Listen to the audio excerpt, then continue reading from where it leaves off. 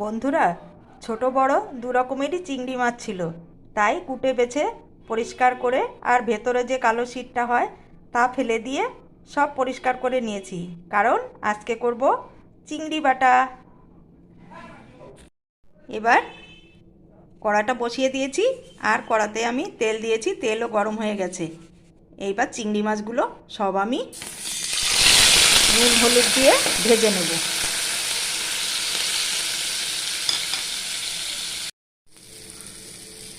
চিংড়ি মাছটা ভাজা হয়ে গেছে, এইবার আমি তুলে নেব।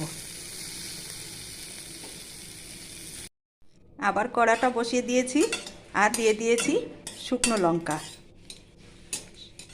আর এবার দেব কালো জিরেটা। কালো জিরেটা যখন একটু ফুটে উঠবে, এবার দিয়ে দেব রসুন আর একটা কাঁচা লঙ্কা। সবগুলো আমি একটু ভাজা ভাজা করে নেব। সব ভাজা হয়ে গেছে, এইবার আমি নামিয়ে নেব।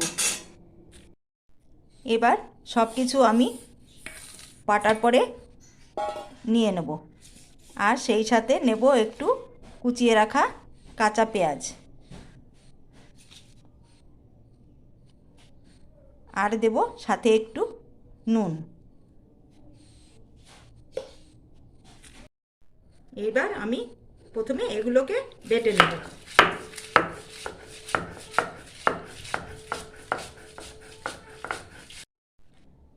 পেঁয়াজ, রসুন, কাঁচা লঙ্কা, শুকনো লঙ্কা আর কালো জিরে সব আমার আদা বাটা হয়ে গেছে। এইবার মিশিয়ে দিচ্ছি চিংড়ি মাছ। চিংড়ি মাছ দিয়ে এইবার সম্পূর্ণটাই বেটে নেব। চিংড়ি বাটা হয়ে গেছে, এইবার দিয়ে দেবো ওর মধ্যে একটু কাঁচা সর্ষের তেল। সর্ষের তেলটা দিয়ে ভালো করে মাখিয়ে এইবার গরম গরম ভাতের সাথে পরিবেশন করব।